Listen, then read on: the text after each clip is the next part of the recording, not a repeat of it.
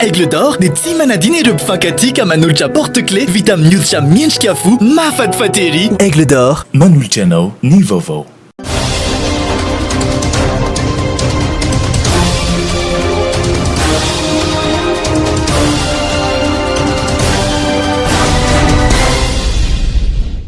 Faly manolotra ny arahaba ho anao anetoka hatramin'ny indray amin'ny ity hariva ity ary manasanao hanaraka ny vaovao hatramin'ny farany. Fito volana taoriana ny fanendrena ireo minisitra dia hiroso amin'ny fanaovana tombana ny filoham-pirenena Andry Rajoelina ary fantatra fa misy ny fanovana minisitra vitsivitsy. Andeha ho arahintsika ny tato-baovao Vola Ravoavy sy Mamra Samoly. Anovan'ny mpiambana ao anatin'ny gouvernemanta ny filoham-pirenena Andry Rajoelina hiroso amin'ny fanaovana tombana ireo minisitra ny filoham-pirenena ary isy ny fandraisana fanapa-kevitra mikasika izany ary isy araka izany ny fanovana ireo minisitra vitsivitsy araka ny fampitam-baovao navoaka ny fiadidinan'ny Repoblika omaly nanolotra fisaorana ho an'ireto mpikambana ao amin'ny gouvernemanta ny filoham-pirenena sy ny pré-ministra tamin'ny asa vitan'izy ireo tsirairay avy na dia nisy aza ny lesoka nandritrizay fito volana ny rahana ny asa izay raha ny zava-misy eo anivon'ny gouvernemanta misy amin'izao fotoan'izao toerana ministra roa lehibe no banga ary andrasana fanendrena ministra vaovao voalohany dia ny ministera ny arenan-kibonitany sy stratégique izay ministra mpisolo toerana dia ny pré-ministra Christian Tsay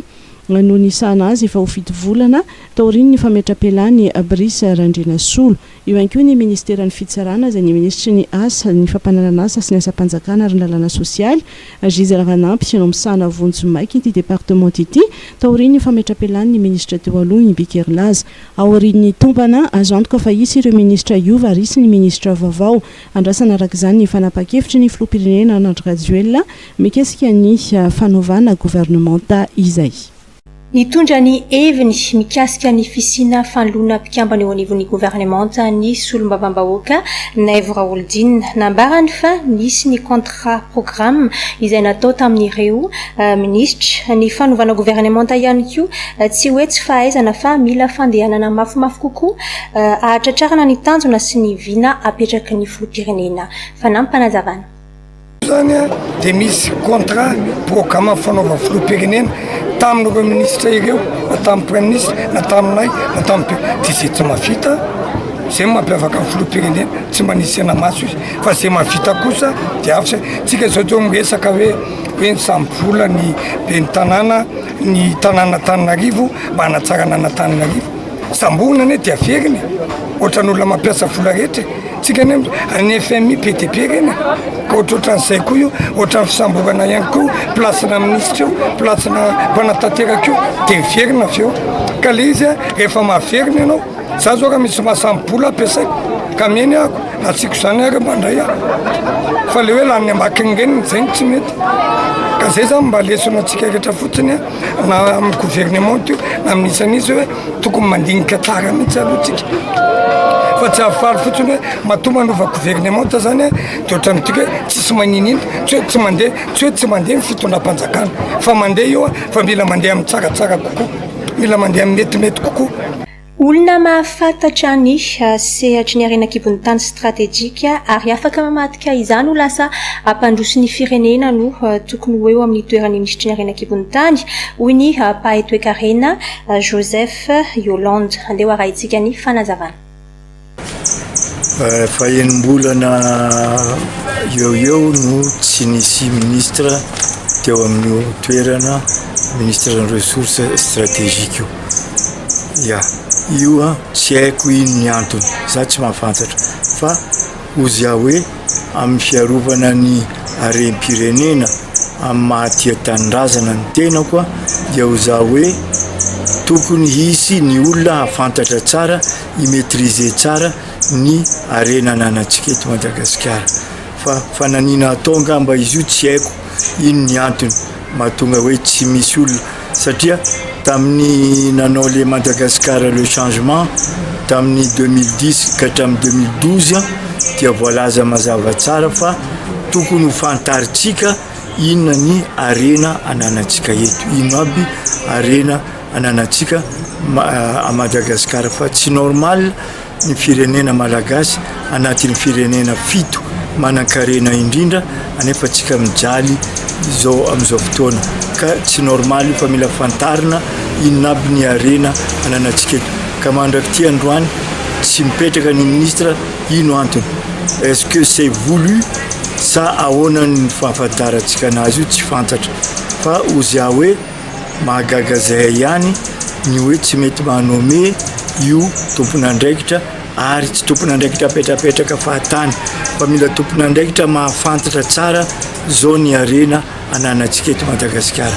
zao aby zao ny valeurany zao ny vola azo aminy sy ny sisa mba ampanjary ty Madagasikara ty. Naneo hevitra mikasika ny fiainam-pirenena i Manantsoa Victor ministry ny serasera sy ny fifandraisana amin'ny androm-panjakana teo aloha nambarany fa maro ny olana mila vahana eto anivon'ny firenena ary ilaina ny fikaonan-doha-pirenena andeha hoarahitsika ny fanehoan-kevitra amin'ny sarin'ny vola ravoavy sy Mamra Samoly. Fotoana tokony hitodiana amin'ny hoavin'ny firenena izao hoy Manantsoa Victor ministry ny serasera sy ny fifandraisana amin'ny androm-panjakana teo aloha. Betsaka ny olana sedraina momba ny fitantanana ny firenena hoy izy ary manohana ny tokony sy ny fikaonan-doha-pirenena i Manantsoa Victor. Eo amin'ny fitantanana aloha dia fantasika fa hoe maro ny zavatra mitranga eto amin'ny tany sy ny fanjakana. Ka noho izany dia le fitodiana ary sy voky fibanzinana amin'ny hoavy Madagasikara mihitsy zany no tokony hoe hieritreritry ny malagasy rehetra. Amiko zany dia sy azo itifirana ny tokony isian'ny fiainam-pirenena ho an'ny Madagasikara hoe izy rena hoe aiza ny lalakomany ty Madagasikara ty. Tsy ny lafin'ny politika ihany no tokony jerena ao anatin'ny fikaonan-doha-pirenena io fa ny fampandrosoana ny toe-karena ahafahana manatsara ny sosialim-bahoaka hoy Manantsoa Victor. Tsy jerena daholo iny indrindra ny ara-toe-karena hoe ahoana ny fomba ahafahasika malagasy hoe mitrandraka reo arena zay men'Andriamanitra any Madagasikara zay navelany razana ho asika ary trandrahasika ho an'ny taranaka faramandimitra ho an'ny malagasy amin'izao fotoana izao. Mazava ho azy amin'izay fotoana izay dia tsy maintsy miresaka ny firaisan-kina isika zany hoe fampihavanana ny malagasy zay. Mazava ho azy dia tsy maintsy miresaka ny ara-sosialy ny malagasy amin'ny izao fotoana izao ihany koa hoe manoloana an'ireo arena asika ireo manoloana an'ireo fanampiana zay azosika ireo ahoana no hoe ifizarana amin'ireny fanampiana ireny amin'ny vahoaka malagasy manerana ny nosy mba tsy misy voambaka ny vahoaka malagasy tsirairay avy manerana ny nosy isaky ny faritra rehetra zany. Ny hery-velona rehetra eto amin'ny firenena no antenaina hoy Manantsoa Victor fa andray anjara amin'ny fikaonan-doha nasionaly izay tokony tanterahana amin'ny embolana voalohany amin'ity taona ity. Tsy maharaka ny raha-pitsarana mihitsy intsony ny mpitsara eo anivon'ny fitsarana an-tampony izay misahana izany ary mila olona ny fitsarana an-tampony. Io no anisan'ny nivoatra nandritran'ny famelabelaran-kevitra ny tanterahana androany teny Anosy. Andeha hoarahitsika ny tati-baovao-any Vola Ravoavy. Mila olona ny fitsarana tampony hoy ny procureur général Andriatianarivelo René José tao aorinan'ny famelabelaran-kevitra tafiditra amin'ny famaranana ny fa-empolo taona ny fitsarana tampony no tanterahana androany teny Anosy. Raha ny fanazavana misy hatrany amin'ny ray alina ireo raharaham-pitsarana eo anivon'ny fitsarana tampony kanefa dia tsy ampy ny isan'ny mpitsara misahana izany. Mila olona betsaka mihitsy satria ataoko hoe raha ny isan'ny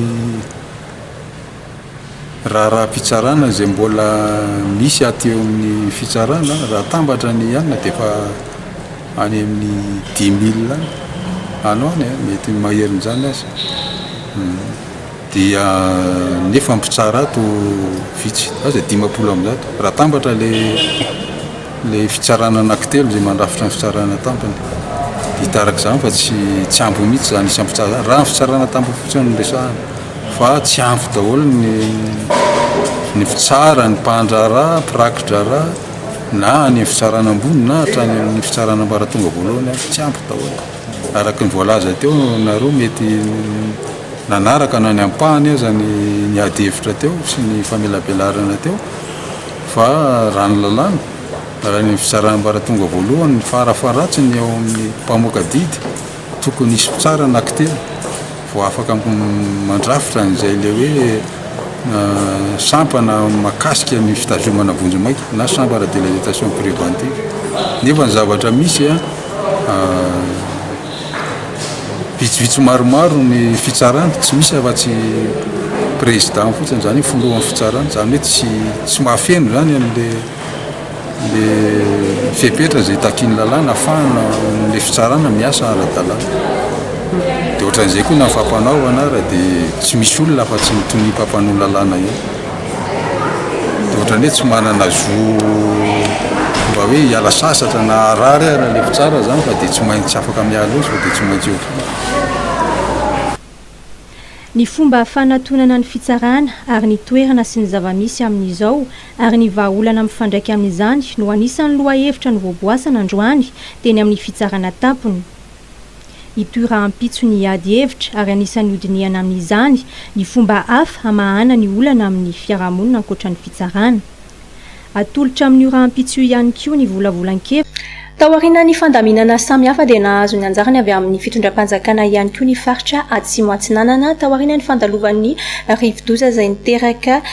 fisedrana mafy sy olana ho an'io toerana io andeha raha itsika ny tato-baovao tsy manadino ny faritra atsimo atsinanana izay nisan'ny tondra takaitra tokoa tamin'ny fandalovan'ireo rivodoza ny fanesa ny fitondram-panjakana mbola nisy ny fandaminana samihafa ka izay no antony nahatarakely ny fanampiana tonga ho farafangana izany fanampiana vatsitsinjo izany ankehitrindry anoanana ny vahoaka izay vomafy tamin'ny fisiny ny andro ratsy tetoa izy oratrony igny da nizaka misy izy mba fanampian-kely avy aminazy sy mainsy taterany da izy zao hitasika zao so da ho maro ny zaka anakao raha ity me nagnino me da io avao sy hoetraboina lalan'ny président aby zany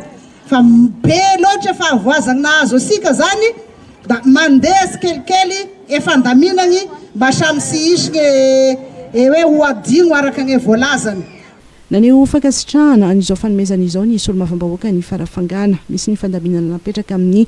fizarany ireo vaditsinjo sy ny fivarotana varitsinjo mpandraraha mihitsy nangataka tamin'ny fitondram-panjakana mba hiasetra ame fivarotana an'io nekeny fitondram-panjakana zany da misy fivarotana libre an'io ho any mpivarotro any mpandraraha zay nahazo fakatoavana tamin'izany fa fera ny fanjakana sy mihoatra ny enzato akapokin'izany varitsinjo zany so rebreben'olo manko aloha-sika misy ity atao hoe varitsinjo ity de fagnomezana maimai-pona avy amin'ny andriambato filoha sy ireo membre ny gouvernemanta rehetra maimai-pona hanamaivanana ny fahasairagnasika zay traboina ny anjadiany regny rehetrarehetra regny ka ndregny ambany volo ndregny etoa azaby mankasitraky mankateligny président mankasitraky mankateligny anareo membre ny gouvernemanta misaotra tompoko nisaotra ny fitondram-panjakana ihany koa ireo vahoaka ny sitraka ny vatsitsinjo tao farafangana mawi député dao ministre ni yimti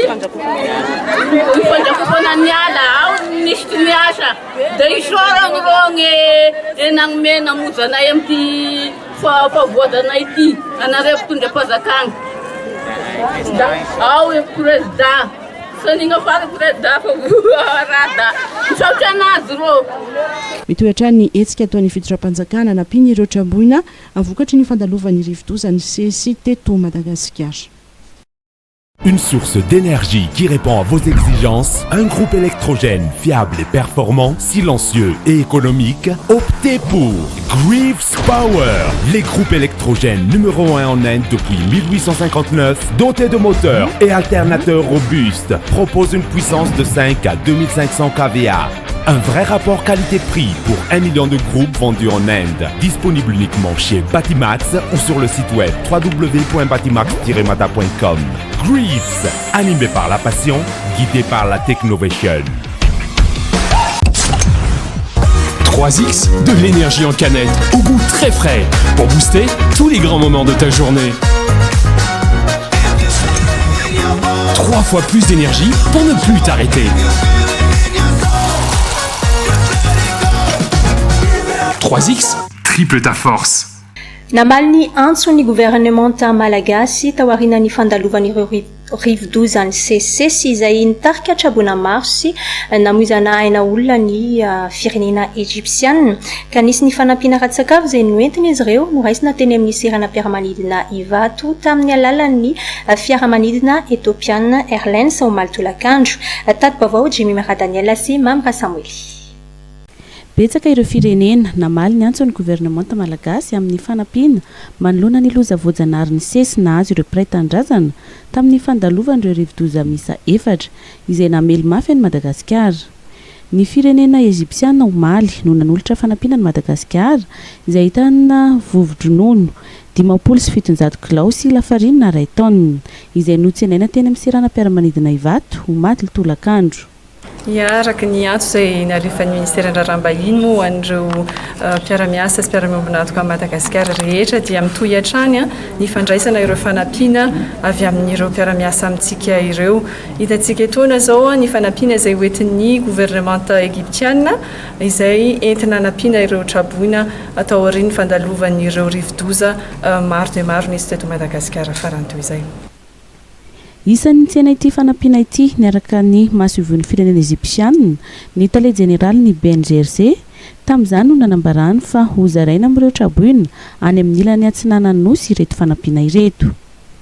Araka ny fanataontsika hatramin'izay dia omena an'ireo mitady an'izany dia izy moa fa ny vahoaka malagasy izay tratra ny fahavoazana iny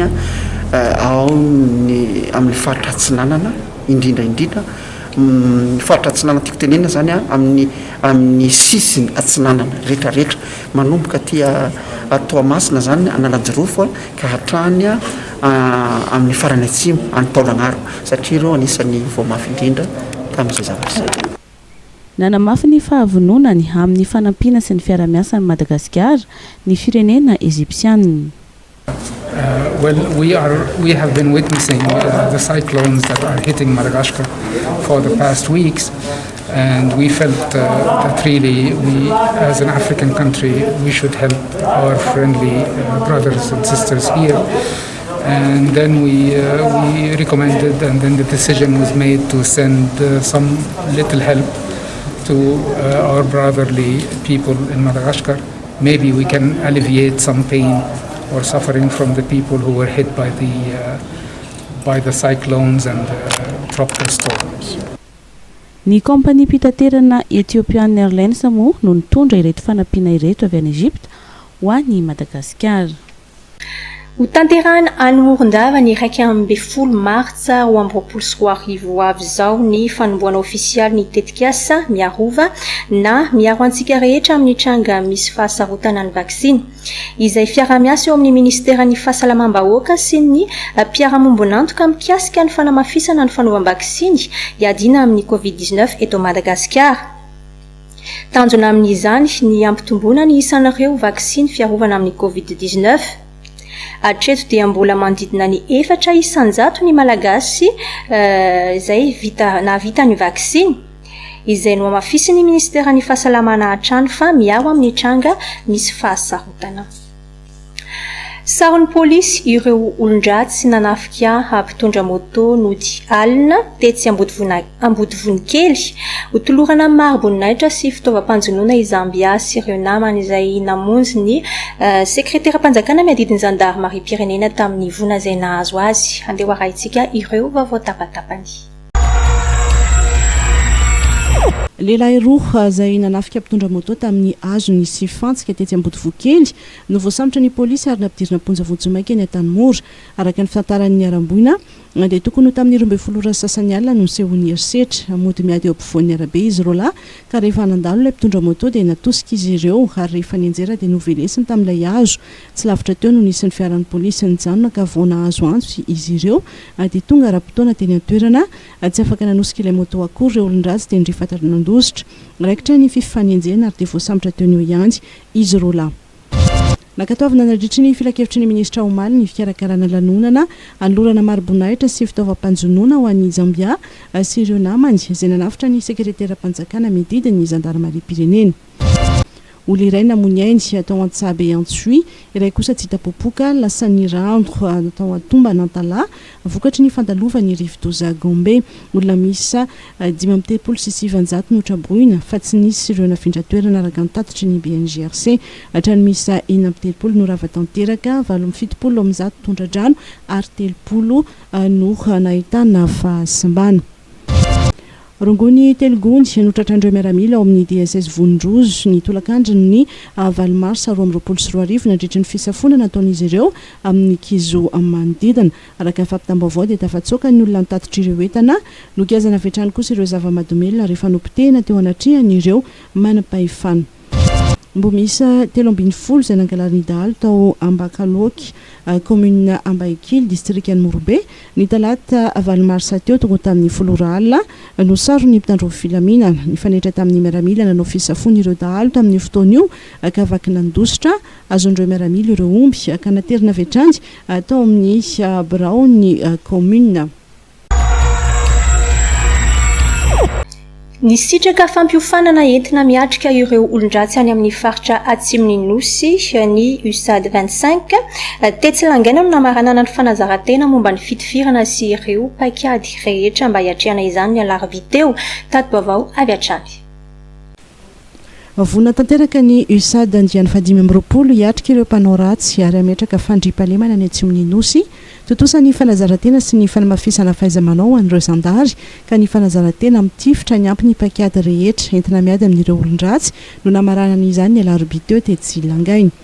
Ny fiofanana nataon'ny reto zandary amin'ny FIGN zany izay nitarihany komandiny FIGN nanatotosa fiofanana nandritra ny herinandro maromaro mikasika ny fidinana any amin'ny faritra atsimo ao anatin'ny andiany fa 520 zany izy ireo ka dia vita somatsara androany ny faranana tamin'ny diatongotra amin'ny alina na marche de nuit sy ny tir tactique izay natao androany teto amin'ity toerana ity ka dia soran'Andriamanitra ary ararotina ihany koa no misaotra an'ireo mpanabe rehetrarehetra sy ny mpampiofana fa totosa somatsara izay natrehan'ny tenanay moa ao amin'ny commandement gendarmerie ka dia ny antenaina zany dia ny azahoan'ireo vokatra any amin'izay toerana isany any tsy inona moa zany fa ny asan-dalo sy ny asan-jiolahy. Ny aloha io dia efa tany Ambatolampy ireo USAD nanao fanazarantena manokana nisy ihany koa ny edi-tongotra tanà Ambatolampy nandroso sy ny verina. Mariana fa zava-dehibe tokoa atao anatin'ny gendarmerie ny fanaovana fanazarantena ohatran'izao satria ny zavatra hitany kianja dia mety mafimafy no zao kokoa ary dia ny tenanay moa dia nanaraka an'izany hatrany am-boalohany ka hatramin'ny farany ny famaranana nyity fiofanana ity moa zany dia any amin'ny tiry na ny tifitra izay atao any Langaina fa dia natao androany zany isoran'Andriamanitra fa tonga somatsara tamin'ny fotoana izay ara-dalàna satria misy chronomètre koa atao aminazy io hoe fandehananao zany firy kilomètre firy ny zavatra hoentinao dia tokony ao anatin'ny adiny anaovanao azy. Nanaraka ireo zandary teny foana moa ny jeneraly Rakotondrazakan'Andria Tsarafara komandin'ny zandarmaria sy ireo mpiara-miasa aminy nitarika hatrany ireo zandary kosa ny jeneraly Jaotina komandin'ny Herivontsitaitra ny zandarmaria mazava ny zandarmaria dia ny ampiepitra sy ampiverindalana ireo olon-dratsy vonona ifampitana amin'ireo olon-dratsy ny zandary ary tsy hitsitsy.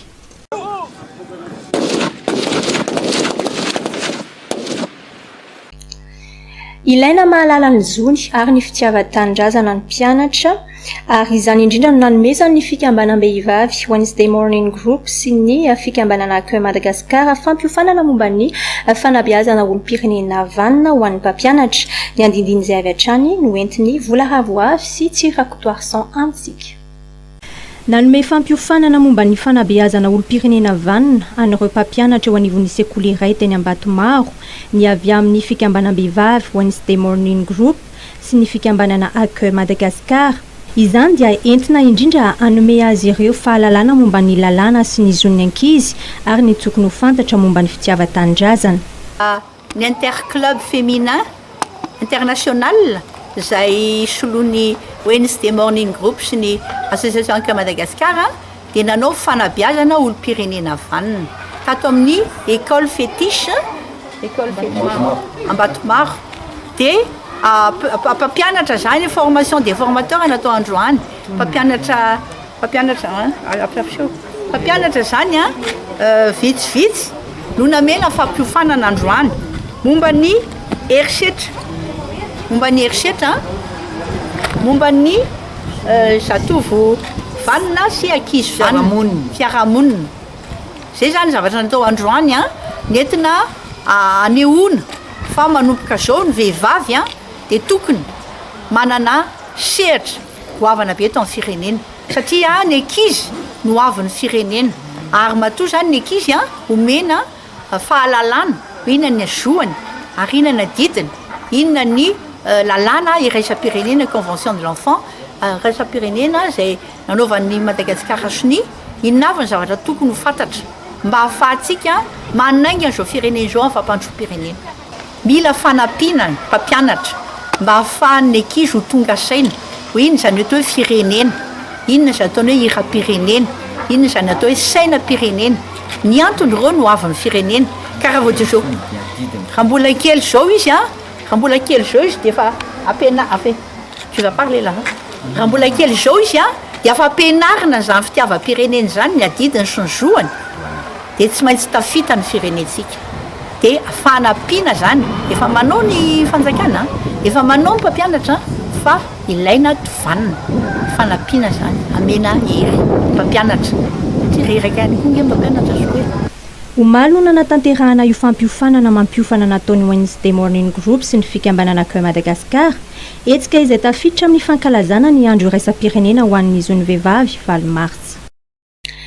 Na dia efa miroso sy mivoatra ary ny teknôlôjia dia ilain'ny tanora sy ny ankizy ny vakiboky. Mampiroborobo izay famakiam-boky ahafahan'ny ankizy manana fahalalana sy fahaizana no isan'ny tanjon'ilay tetikasa ressources éducatives iarahana amin'ny IFM sy ny Masuvony France. Faritra efatra eto Madagasikara no isitraka izany tohana amin'ny resaka famakiam-boky sy azahoana izay boky izay. Jemmy Maradaniel sy Tsirakotoarsan. Ity projet ressources éducatives zay manampy ny famakina boky eto amintsika hoe lire pour apprendre zay ny anaran'le projet dia ny miara-miasa amin'ny zareo avao amin'ny ambassade de France ny service culturel ny ambassade de France sy ny zareo atao amin'ny IFM dia ny ministère ny kolotsaina sy ny communication ny ministère ny fanabeazam-pirenena nareo no miara-misalahy manao ity projet ity. Ino moa tena zava-dehibe amin'ny projet dia ny fanampianan'ny zaza malagasy amin'ny boky hoe fanomezana boky ho an'ny zaza malagasy fanomezana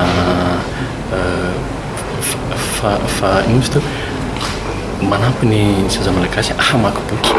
ny lecture sy ny livre zany tena hoe zava-dehibe ao anatin'ity projet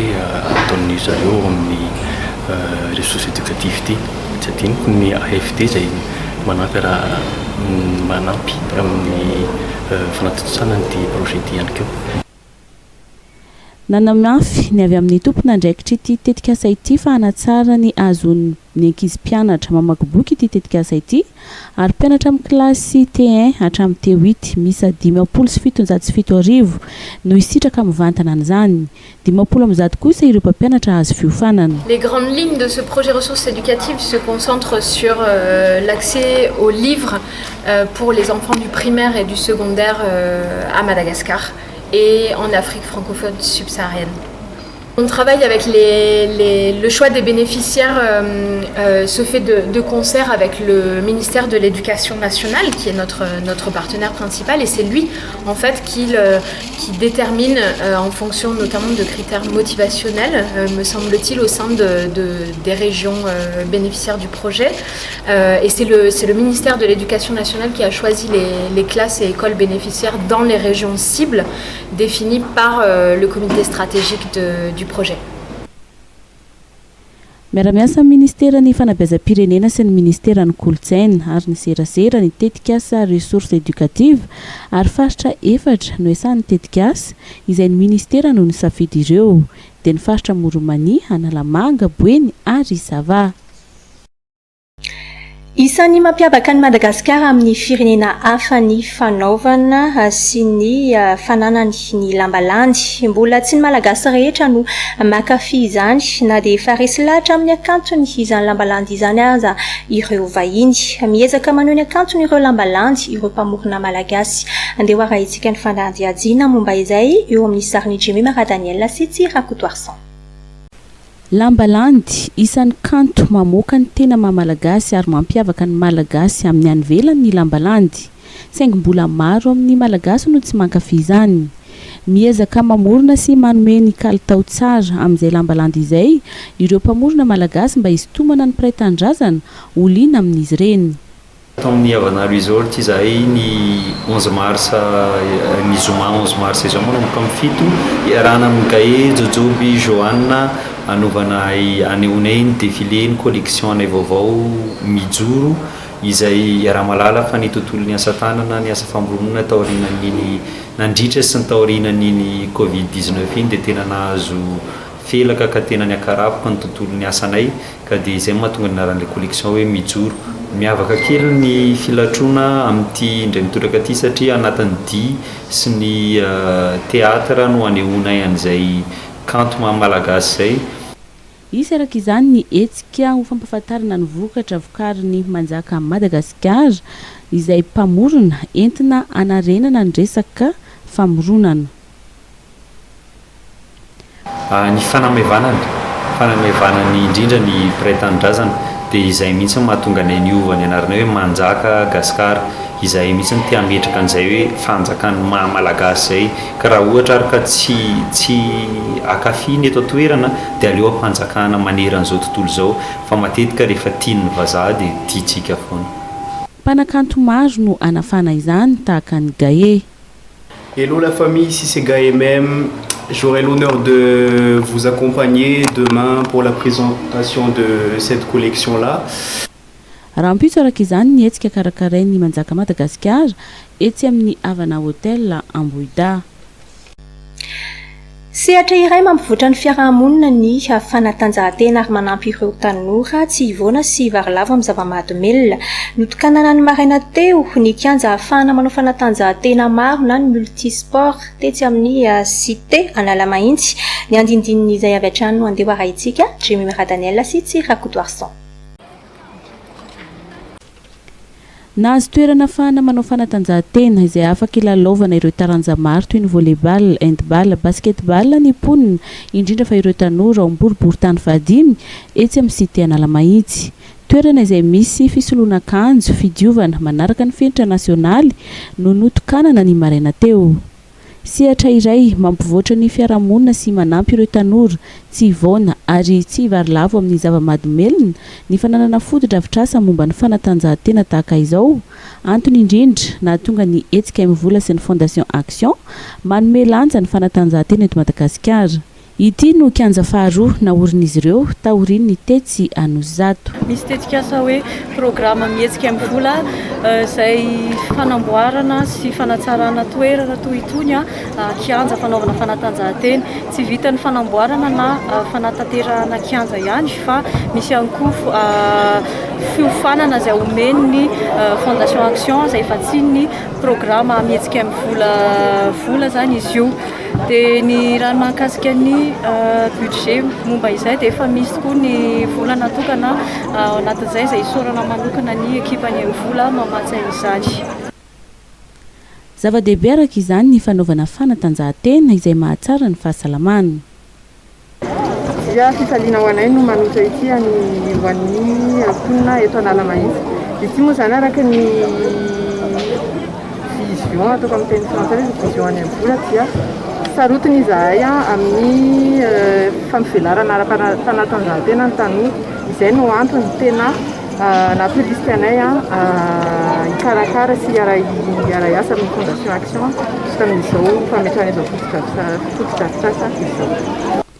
Miara-miasa amin'ny commune Antananarivo renivohitra moa ny fondation action sy ny hetsika amin'ny vola amin'ny fanatanterahana ity tetikasa ity ka nanome voninahitra izany fanokanana izany ny ben'ny tanàna Antananarivo Nainandretsetoainy sy ny solombavam-bahoaka ny boribory tany fahadimy Nèvre Oldine. Hetsika fitiliana ny omamiada ny vozon'ny tranjaza izay nitanterahana tetsy amin'ny centre médical Kitana Ambatomena no nentin'ny fondation Akbalary sy ny ministère ny tanora sy ny fanatanjahantena nanamarika ny andron'ny valomartsa. Andeha araitsika ny tatoavaony Norbert Akotomalala. Ny omamiadan'ny vozon'ny tranjaza dia anisan'ny aretina betsaka indrindra raha eo amin'ny sampana rà momba ny onkôlôzia eto Madagasikara. Ho fiarahamentana sy ho fanohanana ny vehivavy amin'ny fitandremana ny fahasalamany ary indrindra ho fisorohana mialoha ny aretina mba ahafahana mampihena ny taham-pahafatesana vokatry ny omamiadan'ny vozon'ny tranjaza dia niara-nentana ny ministera ny tanora sy ny fanatanjahantena sy ny fondation Akbarali. Nandritra ny fankalazana ny valomaritra lasa teo ary dia nisy ny hetsika fitiliana ny omamiadan'ny vozon'ny tranjaza izay nitanterahana tetsy amin'ny centre médical Kintana Ambatomena. Vehivavy mizaka tena matanjatsaina ary mifanohana taratry ny fitovinjo antoky ny fampandrosoana maritra io ny loha hevitra novoizina nandritra ity fankalazana ny andron'ny vehivavy ity. Ramatozafera Victoria Andreas talehan'ny fiaraha-miasa sy ny fampandrosoana ny DPAD eto anivon'ny ministera ny tanora sy ny fanatanjahantena no nisolitena an'Andriamatoa ministra Mamodali Awella nandritra ity hetsika ity. Mbola mitana ny laharana voalohany hatrany Fossa Junior ho an'ny conférence nord ary ny LGCO plus ho an'ny conférence sud ho fitinina aminao ato anatin'ny tsy fanadihadiana ity ny laharana vonjy-maika tao aorian'ny andro faha 12. Andeha arahintsika iarahantsika amin'ny Norbert Akotomalala. Tsy adikevitra intsony ny mahalarana voalohany ny Fossa Junior ho an'ny conférence nord tao aorian'ny andro faha 12 izay tafita avy hatrany hiatrika ny play-off. Mbola hifampitadiavana kosa ny larana voalohany ho an'ny conférence sud izay ny LGCO plus aloha no nitarika hatreto toy izao ary ny filarana vonjy-maika tao aorian'ny andro faha 12. Fossa Junior ny larana voalohany manana isa 720, ny AS Fanalamanga ny faharoa manana isa 720, ny Kosfa larana fahatelo manana isa 920, ny Jesaya fahaefatra manana isa 420, fahadimy ny Uskafoto manana isa 320 ary Tiakitra fahaenina manana isa 220, fahafito ny Jetikitana manana isa 9 ary fahavalo farany FFC manana isa 7. Ho an'ny conférence sud kosa indray dia ny LGCO plus no mitarika voalohany vonjy-maika manana isa 20, Disciple FC manana 720, ny fahatelo dia ny CFFA manana isa 220, fahaefatra ny Dato FC manana isa 720, fahadimy ny Mama FC manana isa 320, fahaenina ny Zanakala FC manana isa 220, fahafito ny 3FB Toliary manana isa 9 ary fahavalo farany GFC Toliary manana isa 4. Toy izay kosa ireo vokatra afeno nandritra izay andro faha 220 izay. Ny Uskafoto sy ny Jesaya saraka atsala Rainoray, ny Tiakitra FC sy ny nandresy ny FFC tamin'ny isa 1-4, ny Fossa Junior nandresy ny Jetikitana Ronoray, ny AS Fanalamanga nandresy ny Kosfa tamin'ny isa 1-4. Ho an'ny conférence sud dia ny Dato FC nandresy ny JFC Toliary tamin'ny isa 3-0, Disciple FC saraka atsala Ronoro tamin'ny Zanakala FC ary ny LGCO plus nandresy ny 3FB Toliary tamin'ny isa 4-3, ny Mama FC ny saraka atsala ohatranohatra tamin'ny CFFA. Isan'ny lalao ny avaka nandritra ny andro faha 12 iny ny fihaonana teo amin'ny LGCO plus sy ny 3FB Toliary manao akanjo fotsy. Amin'ny offensive aloha zany zay hitako hoe déterminé kokoa zany ny offensif anay na tonga le écrasement be moa ny nisy teo amin'ny côté négatif indray nisy pimpin nisy tsy tandremana kely teo amin'ny gardien défensif na tonga le 3 buts marqués. Nomotsan'ny LGCO plus tamin'ny isa 4-3 ny 3FB Toliary toy ny nanao fanazana tena teto ny mpilalao an'ny type nandritra ity andro faha 12 ity.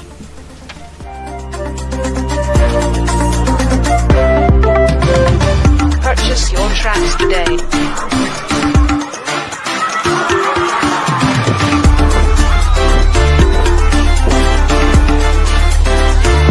Next on the beat.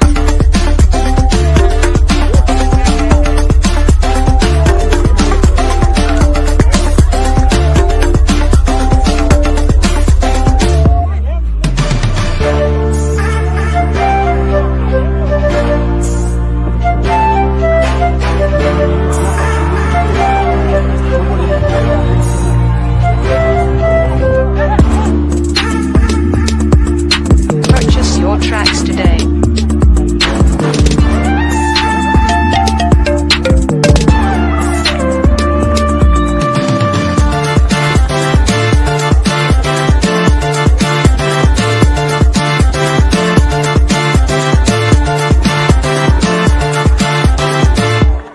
Next on the beat.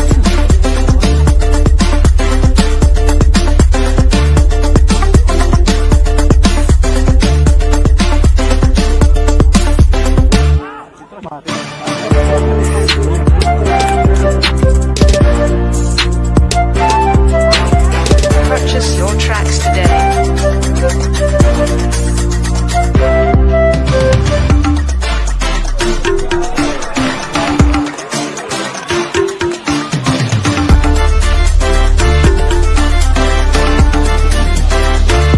Next on the beat.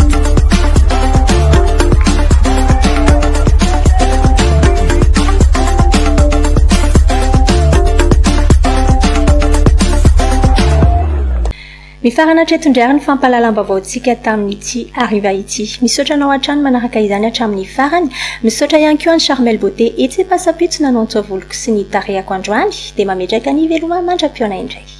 Aigle d'or dia tsy manadina ireo mpifankatia manolotra porte-clé vita amin'ny hoditra miendrika fo mahafatifaty ery. Aigle d'or nanolotra anao teo ny vaovao.